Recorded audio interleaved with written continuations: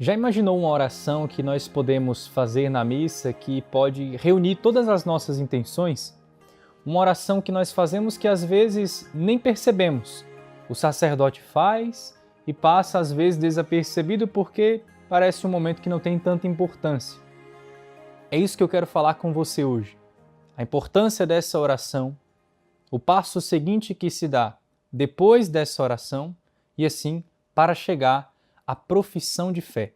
Hoje será um dia muito especial que nós vamos assim mergulhar mais uma vez, de maneira mais profunda, em cada mistério da Santa Missa.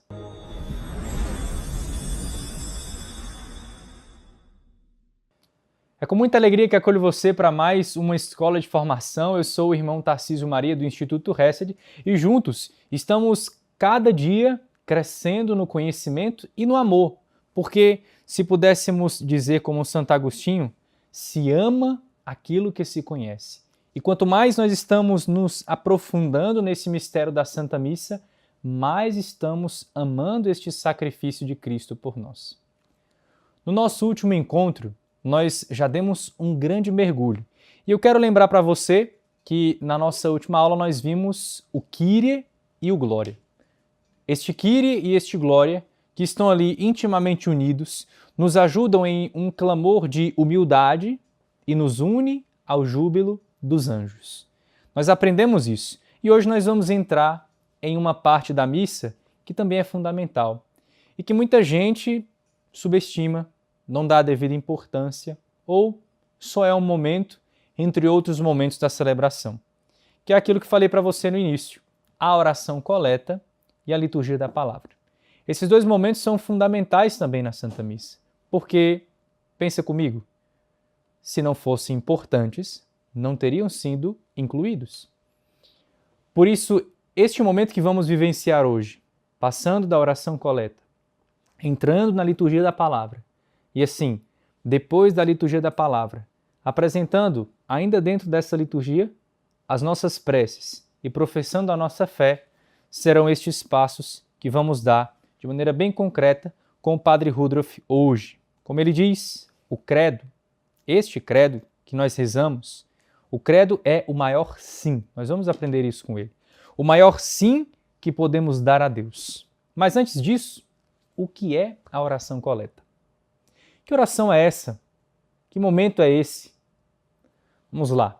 Eu quero lhe lembrar que nós nos preparamos para entrar na igreja, que nós passamos pelo sinal da cruz, ato penitencial, cantamos o Kyrie, o Glória e agora chegou o momento da oração coleta. A oração coleta é o momento que o sacerdote diz, depois de ter cantado Glória, oremos. Depois de ter cantado Glória, o sacerdote recita esta oração. E esta oração ela tem uma sintonia com a mensagem oferecida na liturgia da palavra, com aquilo que naquele dia será celebrado. Está tudo em sintonia, para a qual orienta de maneira frequente, de modo frequente, ali essa síntese. Nesta oração está orientado uma síntese daquilo que vamos experimentar. E poderíamos ainda nos perguntar, qual a sua função? Qual é a função desta oração naquele momento? A sua função, de maneira bem precisa, é de ajudar os fiéis a se aproximar da palavra de Deus. Já de início, nos aproximamos da palavra de Deus através da oração coleta, colhendo a sua inspiração de modo global e profundo. Porque aquela oração, como você está vendo, ela contém uma síntese da liturgia da palavra. Isso é muito interessante porque, às vezes, como falei, passa despercebido. Não compreendemos o mistério e passa direto. Mas era um momento que deveríamos guardar no nosso coração, interiorizar no nosso coração como um momento tão importante quanto todos os outros. É claro, é como se imaginássemos a celebração da Santa Missa em uma subida no monte. Nós vamos passando pelo sinal da cruz e vamos entrando, até o momento mais ideal, mais importante da Santa Missa, que é a oração eucarística, aquele momento que o céu, de fato, de maneira mais profunda, se une à terra. Mas essa oração coleta também é muito importante. Para que você entenda, A oração coleta, nas várias festas, faz referência também para, além de Nosso Senhor Jesus Cristo, do mistério que está sendo celebrado, a memória da Virgem Maria e dos santos ou dos defuntos. Porque você pode chegar numa missa, talvez, ver o padre com alguma cor diferente de paramentos que você não está acostumado e não saber o que está sendo celebrado.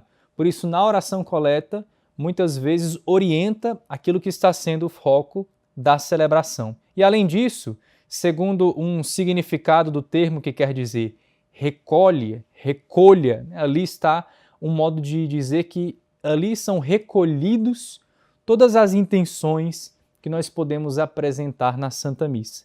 Recolhe, assim, na unidade daquele mistério que estamos celebrando, os sentidos e os desejos de todos aqueles homens e mulheres que estão compondo a Assembleia Litúrgica. Naquela hora, se você trouxe alguma intenção para a missa, é o momento de você apresentar. No silêncio do seu coração, você coloca aquela intenção diante de Deus. Por isso que o padre, muitas vezes, e padres nós vemos fazer isso, ele diz: oremos e fica um instante rezando em silêncio. Naquele silêncio, colocando as suas intenções, e assim também toda a Assembleia coloca junto, apresentando a Deus essa intenção. E aí expressa-os, né, essa intenção, este recolhimento, ou esta unidade que compõe toda a Assembleia Litúrgica, expressa-os com a voz do Espírito Santo, como se fosse isso. Uma voz do Espírito Santo que introduzimos ali naquele momento, que ora em todo o corpo místico de Cristo. Todo este corpo místico de Cristo, unido, que é a Igreja, se une ali pela unção do Espírito Santo, apresentando todas as nossas intenções. De modo geral, um resumo da ópera para que você entenda. Esta oração tem o objetivo de quê? O objetivo de reunir e elevar a Deus as intenções e súplicas silenciosas de toda a Assembleia reunida. Esse é o resumo geral, que podemos dizer o que é essa oração. Ela reúne e eleva a Deus na pessoa do Cristo, o sacerdote ali, na pessoa de Cristo, reúne e eleva a Deus as intenções e súplicas. Por isso, se você não sabia disso, coloca aqui nos comentários, coloca aqui no chat. Nossa, que interessante, eu não sabia que nessa hora eu poderia apresentar alguma intenção. É neste momento da missa que você pode apresentar a intenção que você traz no seu coração.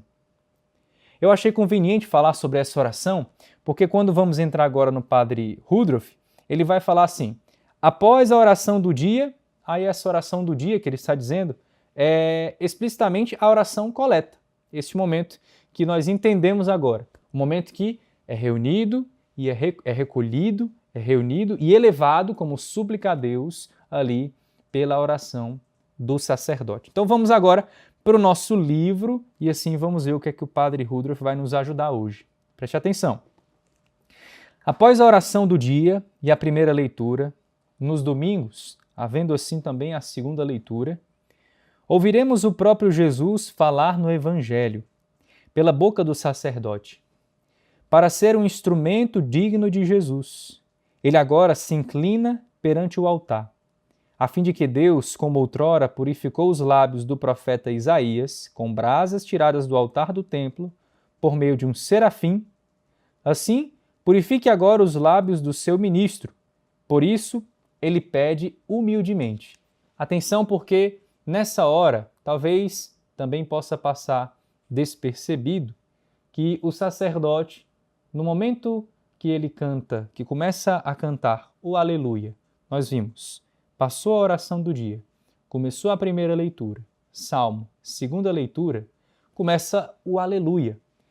Observação importante, em algumas solenidades maiores da igreja, como do Natal e algumas outras, existe uma sequência, que é algo que é cantado, às vezes do ambão ou pelo um coro, um ministério, é cantado ali para engrandecer ainda mais. Este momento da sequência, ele está inserido na liturgia da palavra.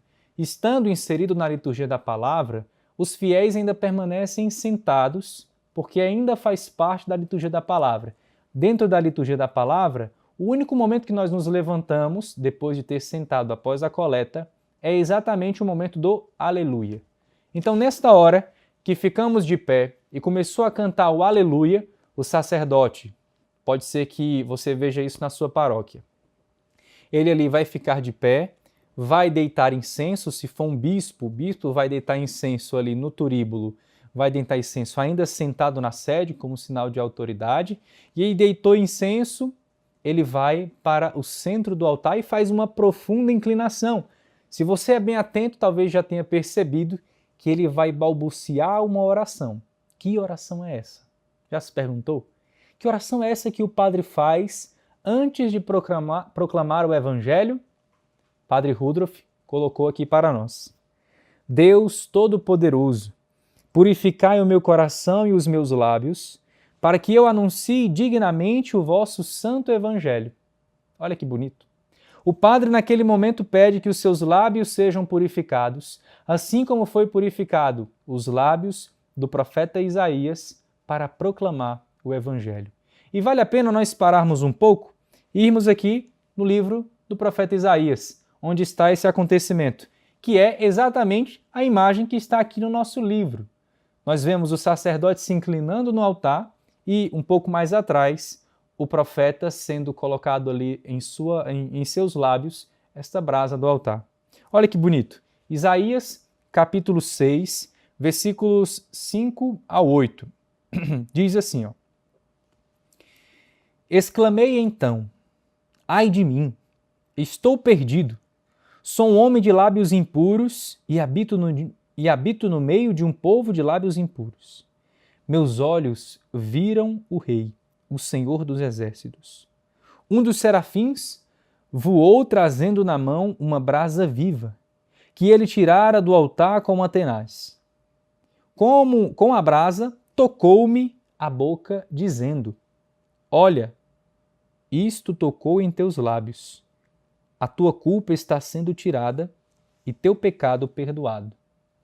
Ouvi então a voz do Senhor que dizia, quem enviarei? E quem irá por nós? Respondi, eis-me aqui, envia-me. Olha que bonito. Nesta hora, o sacerdote unido à profecia de Isaías recebe uma purificação dos lábios para poder proclamar a mensagem do Evangelho. Porque o sacerdote entende a sua pequenez e o nosso nada. E naquele momento que ele se inclina diante do altar e pede, Deus Todo-Poderoso, purificai o meu coração e os meus lábios, para que eu anuncie dignamente o vosso santo Evangelho, é como se isso acontecesse de novo, aquilo que está em Isaías. Vem o anjo, uma brasa tirada do altar, e ali purifica os lábios do sacerdote para poder proclamar dignamente o santo Evangelho. O profeta Isaías, diante dessa grandeza de Deus, ele sente-se indigno. E o sacerdote também. Se sente indigno até de abrir a boca. Porque Deus, em resposta, o que é que ele faz? Deus, em resposta, purifica seus lábios com fogo. E isso acontece com o sacerdote. O padre Rudolf usa essa imagem para explicar que o sacerdote, antes de proclamar o Evangelho, pede justamente isso em silêncio. A purificação. Purificai o meu coração e os meus lábios. E nessa purificação, ele está pedindo, de certo modo, que o mesmo fogo que purificou o profeta Isaías, purifique também ele mesmo. Isso é lindo. Está inserido na nossa igreja. É a riqueza da nossa igreja. Essa é a riqueza. Perceber que em cada detalhe existe ali um ponto específico. Em cada detalhe existe um cuidado de Deus, tanto com o sacerdote que celebra, quanto com a assembleia que participa da celebração. Vamos voltar para o nosso livro. Padre Rudolf diz assim, o sacerdote é também o nosso representante perante Deus. Ele reconhece as palavras desfavoráveis, más e pecaminosas, que passam pelos lábios dos homens e fazem com que muitos minutos, horas, dias preciosos da nossa vida se tornem uma perda para toda a eternidade. Sobretudo, nos impede de verdadeiramente acolher a sua santa palavra, para guardá-la e, em virtude dela, produzirmos o fruto multiplicado. Que o Senhor da messe ansiosamente espera, mas ainda nos tornam indignos de Deus mesmos. Olha que forte esse momento. Esse é um ponto que nós podemos até pensar em um exame de consciência. Um exame de consciência muito direto. Quantas palavras desnecessárias? Quantas vezes passamos ali o nosso dia com palavras desnecessárias? E até mesmo dentro da igreja. Quantas pessoas que, ao chegar na igreja, só reclamam? Nossa, aqui é muito quente. Nossa, aqui poderia ser assim. Nossa, mas aqui não tem estacionamento. Nossa, mas é muito barulho ali fora. Nossa, o padre está demorando. Nosso ministério é muito desafinado. Nossa, aquela pessoa deveria ter se preparado. Mas diante de tudo isso, você que reclama não tem coragem de ir lá e fazer a coisa melhor. Nós, às vezes, reclamamos muito e são tantas palavras desnecessárias, fofocas dentro da igreja, críticas ou até mesmo maldades passam pelos nossos lábios antes de começar o santo sacrifício. Em um único dia, tudo isso acontece. Precisamos ter atenção. Dentro da igreja é o local que nós nos recolhemos. A pessoa que foi designada para fazer uma leitura ou até mesmo cantar um salmo, ela está ali com todo o seu coração. Mesmo às vezes estando com um pouco de vergonha, ela vai lá, passa por cima da vergonha, da timidez e faz o que tem que fazer. Isso é que é bonito na nossa igreja. Por isso, vamos mudar a nossa mentalidade. Vamos parar de fazer estas críticas, aprender sobre a nossa fé e assim, em algum momento, se for oportuno, chegar ali no ministério, dar um conselho. Chegar naquela pessoa que fez a leitura e dizer: meus parabéns pela sua coragem de subir naquele ebão, coragem que eu não tenho, mas eu posso dar um conselho? Aí você dá um conselho para aquela pessoa, para que o seu ministério possa melhorar, para que a sua leitura seja melhor ouvida por todos, seja mais audível. Você pode fazer assim, assim. Isso é que é ser igreja. Não ficar criticando, não ficar apontando o dedo. O Woodruff, ele nos lembra que essas palavras não são palavras neutras. Elas têm um efeito. Elas nos impedem de acolher verdadeiramente a palavra de Deus quando ela é proclamada. Acho que você já teve a experiência de, tendo participado da missa, acabou a missa. Se uma pessoa na rua parar para você e perguntar: qual foi o evangelho da missa? Você não lembra. É preciso atenção. É preciso escutar. Muitos ficam ali, até mesmo no celular, que é algo razoável, ficar ali vendo a leitura no celular para poder acompanhar, ter uma atenção. Outros seguram ali uma liturgia diária, outros com o missal cotidiano. Faça como achar melhor, mas preste sempre atenção. Para que, se algum dia alguém fora da missa lhe perguntar o que aconteceu ali dentro, você saiba responder.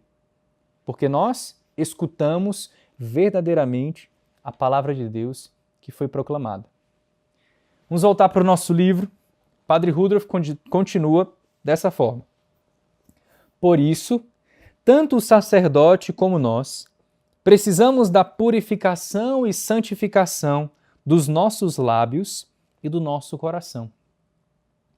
Ao recebermos a Ele, Jesus, o Verbo eterno do Pai, não somente quando ouvirmos as santas palavras do Evangelho, mas, sobretudo, quando Ele, o Senhor sacrificado e glorificado, quer vir a nós na Santa Comunhão.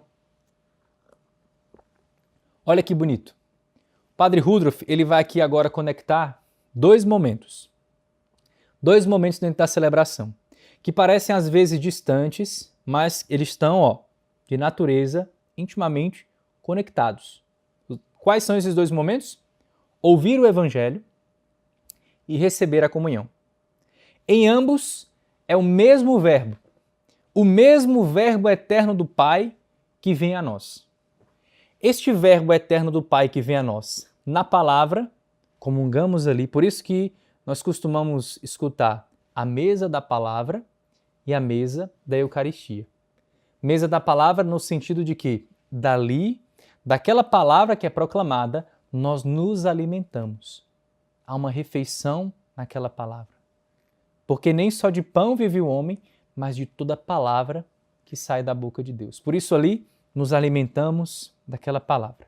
Aquela palavra ouvida, aquela palavra que depois ela é levada como uma palavra que é reflexiva, quase que sacramentalmente aquela palavra vai nos ajudando através da homilia do sacerdote a chegar na comunhão eucarística. Por isso, não devemos ficar de qualquer jeito nesta hora. Não devemos. É inadmissível que na hora do evangelho, exceto por uma necessidade física, uma enfermidade, uma pessoa fique, por exemplo, sentada de perna cruzada. No momento do evangelho, nós nos colocamos até de pé devido à importância daquelas palavras que estão sendo proclamadas. Uma dica importante para você: quando você for à missa e naquele momento o sacerdote ou o diácono subir ao ambão para proclamar a palavra, o evangelho, que todos ficam de pé, há um momento de persignação. Você já viu isso? O padre diz, ou o diácono, proclamação do evangelho de nosso Senhor Jesus Cristo segundo... Aí fala o evangelista lá, o evangelho que vai ser proclamado. Tendo dito isso, nós fazemos como? Proclamação do evangelho de Jesus Cristo e fazemos esses sinais na cruz, na nossa testa, para que aquela palavra venha e atinja a nossa consciência, para que assim ela também possa gerar frutos nas nossas palavras, e fazemos o sinal da cruz na nossa boca e no nosso coração, para que aquela palavra encontre um solo fértil no nosso coração. Tendo feito essas três cruzes, não há necessidade de você fazer uma outra cruz maior. Não precisa. O momento que há a proclamação da palavra, naquela hora que o padre diz, o Senhor esteja convosco, nós respondemos, Ele está no meio de nós. E ele diz, proclamação do Evangelho de nosso Senhor Jesus Cristo, segundo tal. Essa hora é isso que fazemos. Depois, ficamos atentos, ouvindo a palavra. Entendido? Não fazemos então o sinal da cruz. Tudo certinho até aqui. É importante percebermos isso, porque tudo isso são os ensinamentos da nossa igreja. E talvez você tenha ouvido na sua catequese e tenha passado direto, não tenha percebido. Por isso, o momento da proclamação da palavra, o Evangelho, que ficamos de pé, nos preparamos com toda a atenção do nosso coração, como diz Jesus no Evangelho. Quem tem ouvidos, ouça, porque essa é a hora que a palavra vai ser proclamada. Uma palavra que tem o poder de trazer a cura, a libertação, a alegria para os corações. É este o momento da proclamação do Evangelho. Padre Rudolf, ele continua ainda conosco dizendo mais algumas coisas em relação à liturgia da palavra. Veja o que ele diz. Aquilo que o sacerdote experimenta como mediador em devota atenção e doação será também concedido aos fiéis conforme a sua união às preces do sacerdote e a sua abertura generosa ao mistério da fé. Veja, se o Evangelho é um momento em que Deus fala conosco, o credo é o momento que nós respondemos a Deus. Nós vamos entrar no credo, mas para que você já entenda isso. Porque concluindo este capítulo, este trecho, ele conclui com uma oração breve a Nossa Senhora. Ele diz, ó Maria, Mãe do Verbo eterno do Pai, rogai por nós. Por quê? Porque é nesta palavra que o Verbo é proclamado, que Deus é proclamado, que Deus fala com o seu povo. E ali, a homilia, o sacerdote vai nos ajudar a entrar um pouco mais nesse mistério. Tendo concluído a homilia, o que nós vamos ver? Virando a página, creio em Deus Pai Todo-Poderoso. Tendo concluído a homilia, o sacerdote vai rezar a oração, a profissão de fé. Rezando a profissão de fé, nós vamos adentrar agora no mistério do creio. Ali, toda a assembleia vai professar a sua fé. aquilo que havia falado. Se no momento do Evangelho nós ouvimos a Deus, Deus fala conosco, agora no credo é o momento que nós respondemos a Deus. O momento que nós damos a nossa resposta. Creio em Deus Pai Todo-Poderoso, respondemos a Deus. E Woodruff, ele vai justamente nos mostrar que essa resposta não é uma resposta qualquer. É muito mais do que recitar algumas palavras, alguns artigos da fé, algumas coisas que vão ali nos lembrar algo. É muito mais profundo que isso. Por isso, vamos aqui para o nosso livro e ele diz, já no início, o credo, a profissão de fé, que nos domingos e solenidades do ano litúrgico segue a homilia do sacerdote, isto é, após a homilia do sacerdote é rezado o credo, é a solene confissão que todo o céu, sem interrupção, por toda a eternidade, vive animando a nossa fé. É a constatação, vós, Deus, nos criastes para nos acolher amorosa e eternamente. Olha que bonito. Reparem as afirmações extraordinárias que abre essa sessão. Veja, quando recitamos o credo na terra, nós estamos ali unidos intimamente a uma profissão, a uma confissão de fé que todo o céu participa. Todo o céu participa, é isso que nós estamos vendo na imagem aqui que é ilustrada. O sacerdote está de joelhos proclamando este credo e na frente do sacerdote tem toda esta imagem que representa o céu em união com esse momento tão profundo. Se a missa é isso, um constante ligar céu e terra, por que nós não experimentamos essa graça? Por que não entendemos tão grande mistério? O credo, como nós vimos, é um sim que nós damos a Deus, a resposta que nós damos a Ele. Por isso, estamos unidos. A confissão que todo o céu está unido à terra, sem interrupção nenhuma, sem queda, sem nada, por toda a eternidade. Olha que belo. Por toda a eternidade, enquanto rezarmos esta profissão de fé, nós estamos unidos ao céu. Não estamos ali invocando uma fórmula nova, fazendo algo novo, não, inventando nada disso, negativo. O que acontece é algo que toda a igreja sempre, desde quando este credo foi instituído na celebração eucarística, sempre rezou como união do céu e da terra. Não é algo que nós somente falamos por falar, porque você está entendendo que nenhum momento da celebração está ali por estar, mas tudo tem um significado. Por isso, nesta hora do credo, nós estamos entrando no coro eterno. Estamos entrando em um mistério que nunca parou e que nunca vai parar, essa profissão de fé. Isso é lindo, porque nós vemos que as tribulações que os primeiros cristãos passaram, para que nós pudéssemos ter a Santa Missa próximo de nós, aqueles primeiros cristãos que vimos nas primeiras aulas, que derramavam o seu sangue para que a missa pudesse ser celebrada, sacerdotes que eram assassinados no meio da missa, tudo isso para que essa profissão de fé não ficasse no meio dos séculos, mas que atravessasse todas as idades, todas as pessoas, toda a humanidade. O credo é essa profissão de fé. É esse momento que há uma união de todo o céu com a terra, que nunca parou de professar a mesma fé.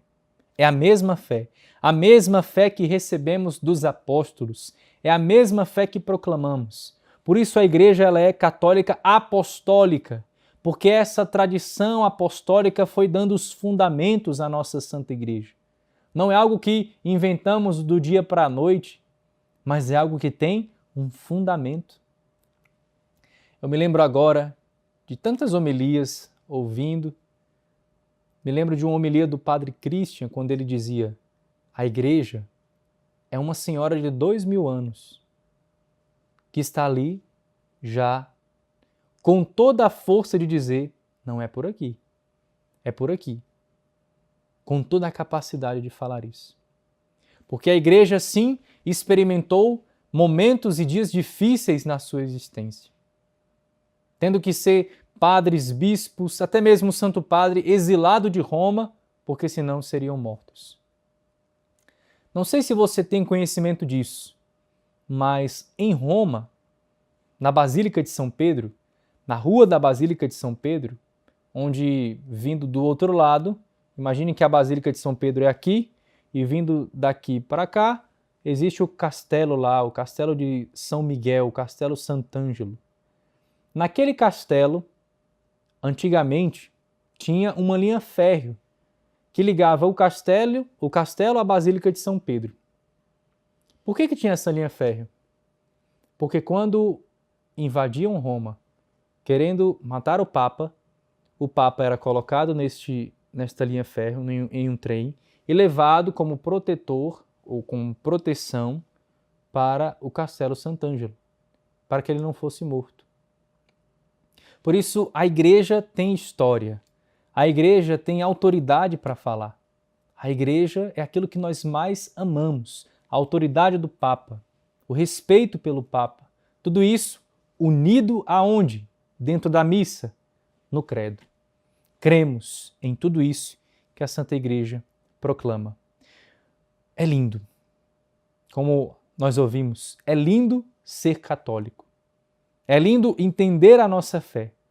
É lindo saber que não nascemos ontem, mas que temos uma bagagem conosco que fundamenta a nossa história. Seguindo aqui para o nosso livro, vamos ver o que Padre Woodruff ainda nos ensina.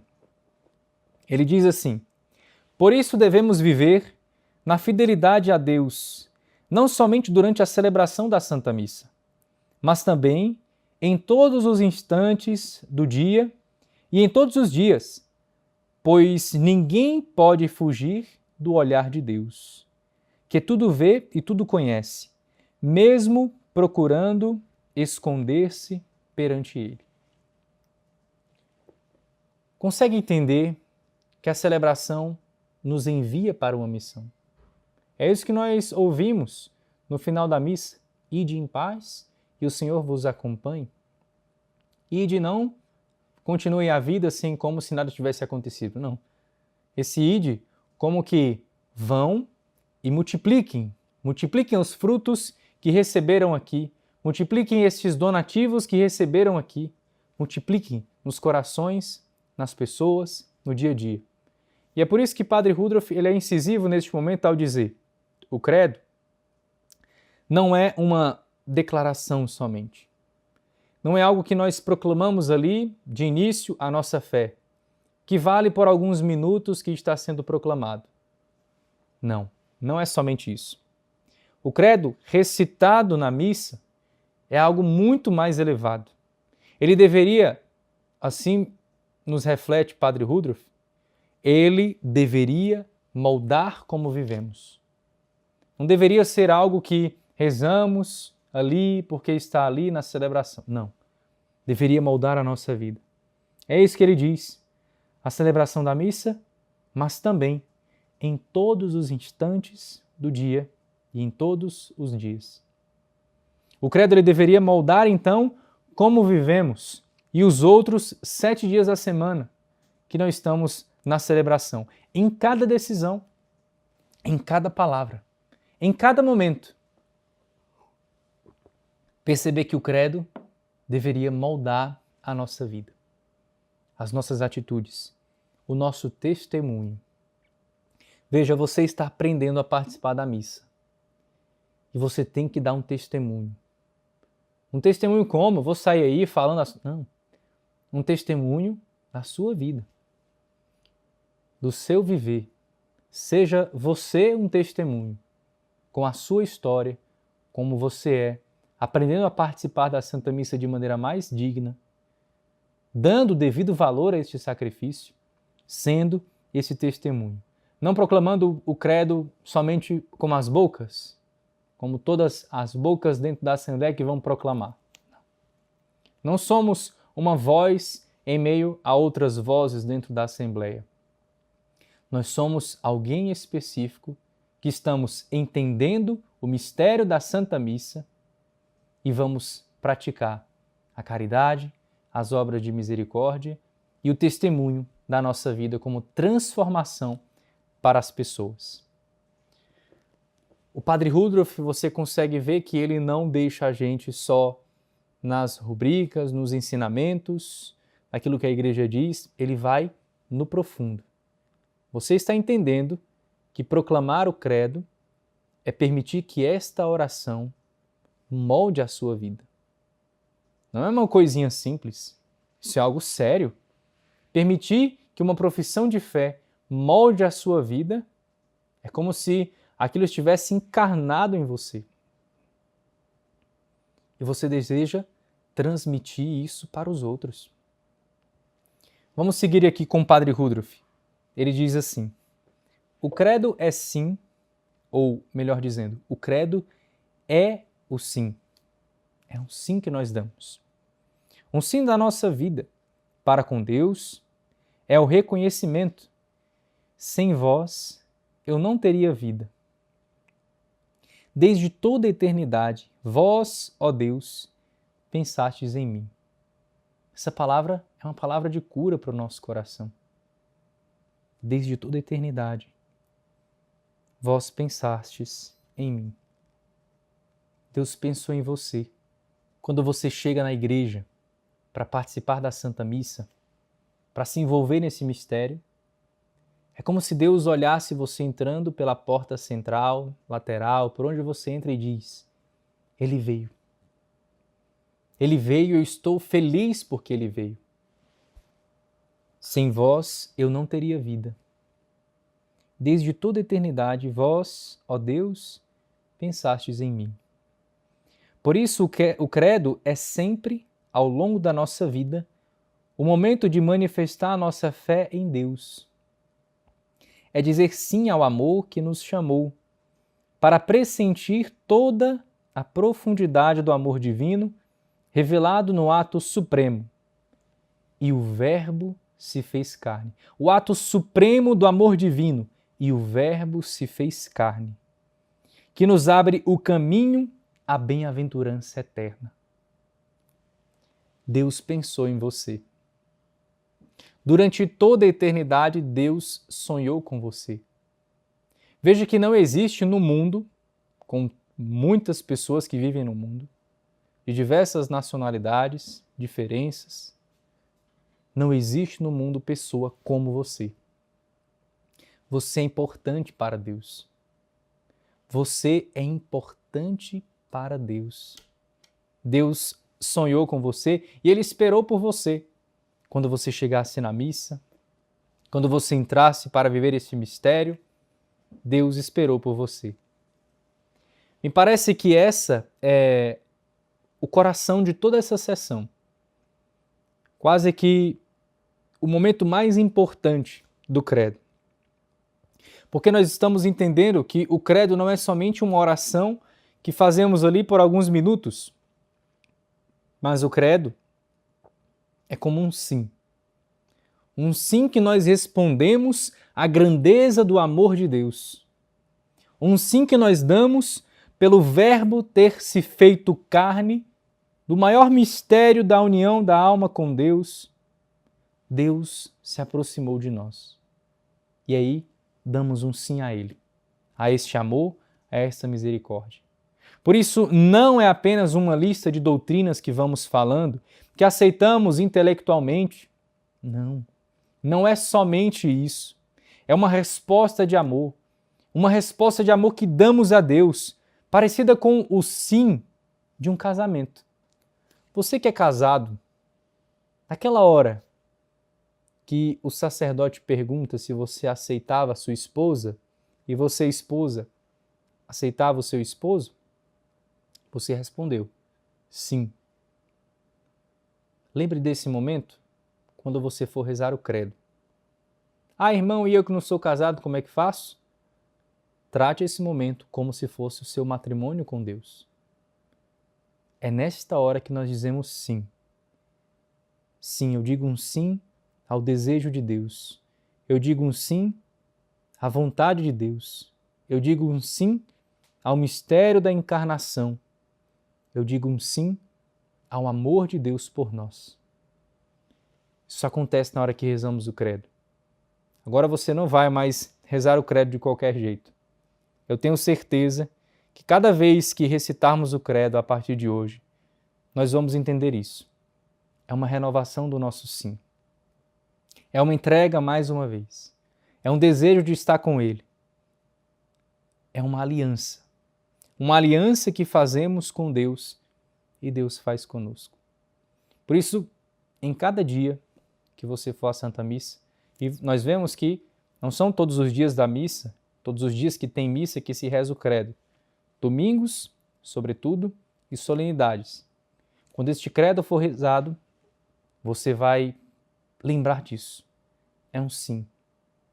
Um sim que eu estou dando a Deus. Um sim que eu estou respondendo a Ele pelo seu mistério de amor. E agora, o Padre Rudolf, quase que concluindo, nos inserindo nesse mistério, nos fazendo refletir a grandeza do amor de Deus. E dessa grandeza do amor de Deus, onde nós estávamos e onde nós vamos chegar, Ele quer unir o nosso coração com o coração de Deus já nesta oração. Já nesta oração Ele quer isso para nós. Dê um sim a Ele. Dê abertura a Ele. Abra a sua vida, o seu coração a Ele. Este é o momento. E tendo percebido isso, ele continua assim. O credo, sendo esse sim, você vê que, ou você vai experimentar, se não já tiver visto, vai ver alguma vez, que se faz em algum dos credos ou algumas das solenidades quando rezamos, sobretudo na solenidade da encarnação do Verbo, naquela solenidade do Natal, aquele momento, tanto na missa da vigília quanto na missa do dia, nós rezamos o credo.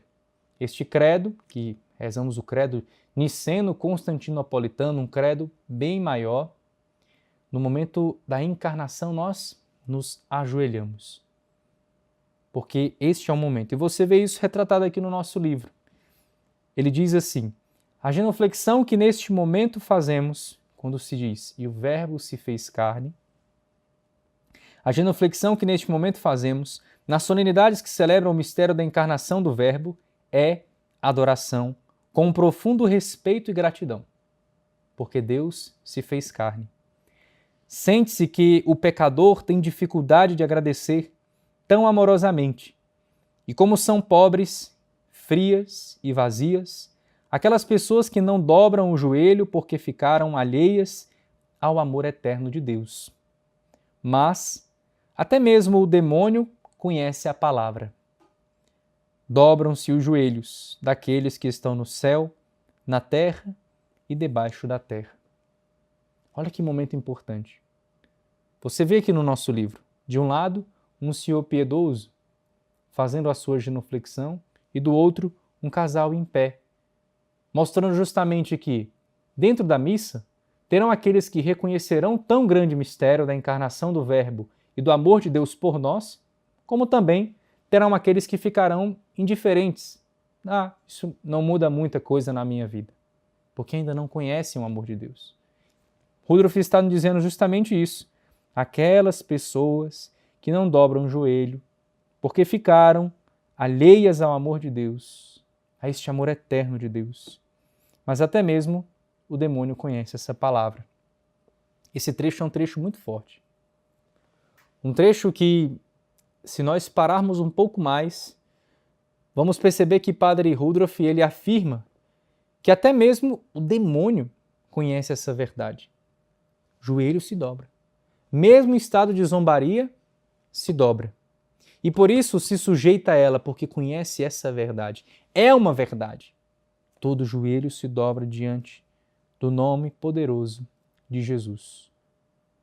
Essa é uma verdade. E ainda assim se dobram com ódio. Um ódio, se pudessem matar, matariam. Mas se dobram. E ele faz um contraste direto entre um desafiador. O que significa isso? Pessoas que ficam indiferentes. Indiferentes diante do mistério da encarnação. Não, isso não faz diferença para mim. Não, isso não é importante para mim. Quando, na verdade, essa foi a causa da vida de todos nós, de todas essas pessoas. Foi a causa da vida. Então, segundo suas palavras, são pobres, frias e vazias. E assim, ele faz um convite a examinar. É examinar nossa própria reação diante desse mistério. Como estamos reagindo diante de tão grande e profundo mistério. E ele conclui assim: pelo credo e em seguida pelas preces proferidas na oração dos fiéis, abre-se para nós a porta da liturgia eucarística e a celebração do grande mistério da nossa salvação, o sacrifício da nova aliança renovada em nossos altares. Ó Maria, rocha de fidelidade e baluarte da fé, rogai por nós. Assim, o padre Rudolf, ele conclui esta parte que incluímos oração coleta, liturgia da palavra, homilia, profissão de fé. Para assim podermos entrar em um outro ponto nas nossas próximas aulas, que é esta parte da liturgia eucarística. Muita atenção aqui antes de concluirmos este vídeo de hoje. Esta aula de hoje trouxe muitos ensinamentos para nós. E eu quero que você guarde em relação ao credo duas informações importantes. Nós rezamos 2 credos. São o mesmo credo, mas um é mais extenso que o outro. O primeiro deles é o Credo dos Apóstolos, que é uma versão mais breve, que rezamos ali quando vamos iniciar o rosário ou alguma oração mais devocional. Ele é tradicionalmente rezado nas missas e cultos no dia a dia, porque é breve, facilita a memorização e ali está contida todos os mistérios da fé. A sua origem é uma raiz nos primeiros séculos do cristianismo. Primeiros séculos ali do cristianismo, ele foi pensado para ser justamente mais fácil de memorizar e para ser ensinado, de modo mais catequético mesmo. O segundo que rezamos é o credo niceno-constantinopolitano. Não esqueça, credo dos apóstolos, credo niceno-constantinopolitano. Este segundo modo de rezar, a profissão de fé, das palavras que ali vamos proclamar como profissão de fé, é uma versão mais longa e detalhada, que é geralmente rezado em domingos e dias de festas solenes, como falei para você, no dia da encarnação do Verbo, na missa tanto da vigília do dia 24, quanto do dia 25, na missa de Natal do dia. A sua origem, ele foi formulado ali por 2 concílios da Igreja Antiga. O primeiro deles, em 325, o concílio de Nicéia, e o de Constantinopla, no ano de 381. Por isso o nome, niceno-constantinopolitano. Qual que é o foco dele? O foco é, ele foi criado, atenção, criado para combater as heresias da época. E a igreja viu quão forte era rezar este credo combatendo as heresias. Ele aprofunda e explica melhor quem é Jesus, declarando ele que ele é da mesma natureza do Pai. Por isso é importante você saber isso, para que na hora do credo, se reza alguma coisa diferente, você entenda, ele está rezando o credo niceno-constantinopolitano. Ele está rezando o credo dos apóstolos, que é o mais comum que nós ouvimos com mais frequência. E eu tenho um desafio para você, um desafio para a sua semana. Preste atenção, busque rezar o credo niceno-constantinopolitano pelo menos 3 vezes na sua semana. Segunda, quarta e sexta, você vai rezar o credo niceno para poder você aprender e se aproximar ali, quem sabe até com a frequência, memorizar esse credo, já que ouvimos com menos frequência. Para concluir a nossa aula de hoje, eu quero só fazer um arremate geral do que nós vimos, para que você possa fechar também com chave de ouro. Hoje vivemos 2 momentos importantes. Liturgia da Palavra, que antes da liturgia da palavra eu expliquei para você a oração coleta, o Evangelho, em que o próprio Cristo fala conosco pela boca do sacerdote, parte fundamental, os lábios do sacerdote são purificados, assim como o profeta Isaías, e o credo. O credo é esse nosso sim, um sim de amor que damos a Deus, em resposta a tudo o que ouvimos na liturgia da palavra. Na próxima missa, ao ouvir o Evangelho, você vai ter outra atitude. Lembre-se daquela cena de Isaías, que o sacerdote tem os lábios purificados, da brasa que purifica ali aqueles lábios. E peça que os seus lábios também sejam purificados. Interiormente o seu coração seja purificado, para poder ouvir melhor a palavra, para se aproximar melhor do mistério. E ao recitar o credo, o que é que você vai fazer? Tente sentir no seu coração, com a sua fé, mesmo que por um instante, por um breve instante, que está dizendo um sim de amor. Está respondendo isso. Creio em Deus Pai Todo-Poderoso, e aí seguindo como uma resposta de amor que damos a Deus. Não apenas algo repetitivo, uma repetição de palavras, mas um sim. Um sim que damos a Deus, respondemos a Ele pelo mistério da encarnação. No nosso próximo encontro, nós vamos adentrar, tendo aberto o nosso coração, entrado, passado pelo credo, nos pontos que nós vimos, nós vamos dar início à liturgia eucarística, com a preparação do altar e o ofertório, para que você esteja ali cada vez mais dando estes passos firmes no mistério da nossa fé, que é a Santa Missa. Deus abençoe você e até o nosso próximo encontro.